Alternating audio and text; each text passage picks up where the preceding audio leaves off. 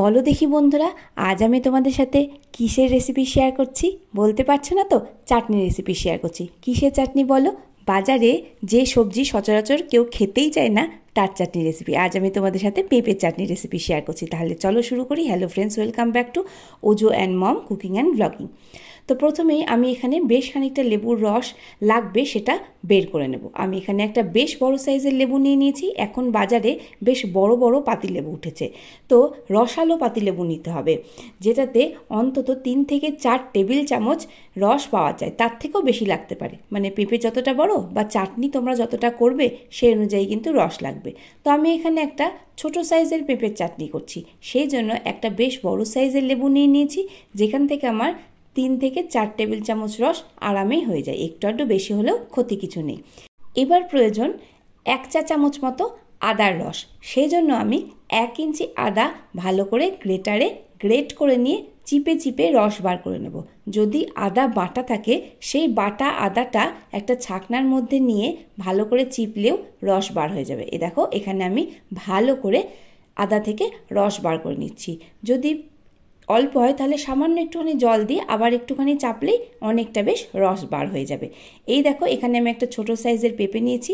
এবার এর একটা মুখ আমি কেটে নিলাম, কিন্তু এই যে অন্য সাইডের মুখটা, এটা আমি কাটবো না, তাহলে কিন্তু ধরার সময় বা গ্রিপ করার সময় অসুবিধা হতে পারে, আর পেঁপে ছাড়ানোর সময় রস বেরোয়, সেক্ষেত্রে হাতটা পিছলেও যেতে পারে। তাই খানিকটা খোসা আমি রেখেই দেবো, যাতে আমার ধরার সুবিধা হয়। এইভাবে চারিদিকে ঘুরিয়ে ঘুরিয়ে খুব ভালো করে আমি পেঁপের যে খোসাটা সেটা সম্পূর্ণ ফেলে দেবো, বেশ সাদা হয়ে যায় সেরকম করে।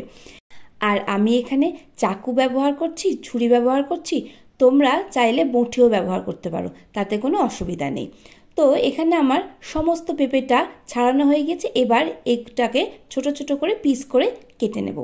এখানে আমার ছোট পিসও করা হয়ে গেছে। এবার আমি কি করব, ভিতর থেকে পেঁপের ভিতরের যে গুঁড়ি গুঁড়ি অংশ, সেটা চামচ দিয়ে ভালো করে টেনে টেনে বার করে নেব। হয়ে গেলে এবার আমি সমস্ত পেঁপেগুলোকে ভালো করে পিস করে নেব। তবে পিস কিন্তু একদম পাতলা পাতলা করতে হবে। আমি এখানে একটু অন্যভাবে এবার করেছি, একটু গ্রেট করে নিয়েছি। সেই জন্য নিচে একটা বাটির মধ্যে জল নিয়ে নিয়েছি, আর ওপরে যে গ্রেটারের সাহায্যে আমরা লাউ বা কুমড়ো কোড়াই, সেই গ্রেটারটা নিয়ে নিয়েছি। জল নিয়েছি কারণ পেঁপে কাটার পরে ওপরে একটু দেখবে সরসর পড়ে যায়, সেটা যাতে না পড়ে যায় সেই জন্য আমি জলের মধ্যে পেঁপেটাকে ভালো করে কুড়িয়ে ভালো করে কচলে ধুয়ে জলটা ফেলে নেব বা ছেঁকে নেব। আর যতক্ষণ আমি পেঁপেটাকে ছেঁকে নিচ্ছি, ততক্ষণ আমি আর একটা বাটিতে গ্যাসের ফ্লেমের ওপরে জল বসিয়ে দেব আর ফুটতে দেব। তার মধ্যে অবশ্যই আমি সামান্য পরিমাণে লবণ যোগ করব। আর যেই আমার এদিকে জলটা ফুটে যাবে, তখনই আমি সমস্ত যে জল ঝরিয়ে রাখা ধোয়া পেঁপে কোড়ানো রয়েছে সমস্তটা এর মধ্যে দিয়ে দেব। এবার ভালো করে মিনিট 2 ফুটতে দেবো। 2 মিনিট থেকে বেশি লাগবে না, লাগার কথা নয়, কারণ পেঁপেটা আমি খুব সরু সরু গ্রেট করেছি। যদি পাতলা পাতলা করো বা মোটা মোটা করো, সেক্ষেত্রে কিন্তু একটু সময় লাগবে। এই দেখো, এখানে এটা হাফ সেদ্ধ হয়ে গেছে, বা একদম পুরোটা কিন্তু সেদ্ধ করলে হবে না। কাঁচ কাঁচ যেই হতে শুরু করবে তখনই এটা নামিয়ে নিতে হবে। নামিয়ে নিয়েই সঙ্গে সঙ্গে ছেঁকে নিতে হবে।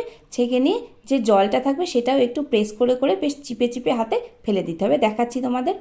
এবার যতক্ষণ না অবধি পেঁপের জল ঝরছে, এদিকে আমি আবার গ্যাসের ফ্লেমের উপরে কড়াই বসিয়ে নিচ্ছি।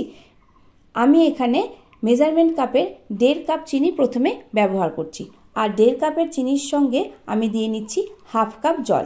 ভালো করে চিনির রসটা এখানে ফুটে ওঠা অবধি আমি অপেক্ষা করব। এবার যখন চিনির রসটা বেশ ফুটে উঠবে, তখন আমি এর মধ্যে দিয়ে নেব 1 মুঠো পরিমাণে কাজু কিশমিশ। কাজুগুলোকে একটু ছোট ছোট করে দিয়েছি, আর কিশমিশগুলো ছোট করে নিয়ে এগুলো আস্তই রয়েছে। এবারে দেখো, আমার এখানে জল ঝরিয়ে চিপে রাখা যে গ্রেট পেঁপে আছে সেটাকেও আমি এর মধ্যে দিয়ে নিচ্ছি। ভালো করে মিশিয়ে দিচ্ছি। এর মধ্যে আমার মনে হয়েছে আরেকটুখানি চিনি লাগবে। এখানে আমি আরও 2 টেবিল চামচ চিনি আর সামান্য একটু জল অ্যাড করছি, কারণ প্রথমে আমি বুঝতে পারিনি যে পেঁপের পরিমাণটা কী, সেই জন্য একটু আমার জলটা কম হয়েছিল, আর সেটাকে ব্যালেন্স করার জন্য সামান্য একটুখানি চিনি আমাকে দিতে হয়েছে। তার মানে 1.5 কাপে আর একটুখানি বেশি চিনি আমাকে এখানে দিতে হলো। এবার আমি লো মিডিয়াম ফ্লেমে, মানে লো টু মিডিয়াম ফ্লেমে যেই চাটনিটাকে হতে দেবো ধীরে ধীরে। হতে হতে যখন দেখা যাবে যে পেঁপে বেশ একদম স্বচ্ছ হয়ে এসছে, তখন আমি এর মধ্যে দিয়ে নেব আদার রস। আদার রস দেওয়ার পরে ভালো করে রসটা চাটনির সঙ্গে মিশিয়ে দেব, একটা খুব সুন্দর গন্ধ উঠবে। এবার কি করব, যে সমস্ত আদার রসটা যখন মিশে যাবে আর কাঁচা গন্ধটা গিয়ে বেশ সুন্দর একটা গন্ধ উঠবে আর পেঁপেটা পুরো ট্রান্সপারেন্ট হয়ে যাবে বা স্বচ্ছ হয়ে যাবে। এবার দেখে নেব যে মিষ্টিটা কতটা, যদি একদম ঠিক থাকে তাহলে আর মিষ্টি কিছু মেশানোর দরকার নেই। ঠিক নামানোর 2 থেকে 3 মিনিট আগে যে লেবুর রসটা আমি প্রথমেই করে রেখেছিলাম সেই লেবুর রসটা আমি এর মধ্যে দিয়ে নেব। 2 থেকে 3 মিনিট লেবুর রস দেওয়ার পরে একটুখানি লো মিডিয়াম ফ্লেমে রেখেই গ্যাসের ফ্লেমটা কিন্তু বন্ধ করে নিতে হবে আর একটুখানি রেখে দিতে হবে। ব্যাস তৈরি পেঁপের চাটনি। তাহলে কেমন লাগলো এই অন্য ধরনের সবজি পেঁপের চাটনি রেসিপি? ভালো লাগলে অবশ্যই একটা লাইক, শেয়ার, কমেন্ট করো। নতুন বন্ধুরা পাশে থেকে সাবস্ক্রাইব করো আর ফেসবুক বন্ধুরা তোমরা ফলো করে নিও। এতক্ষণ ধরে ভিডিওতে দেখার জন্য জানাই ধন্যবাদ।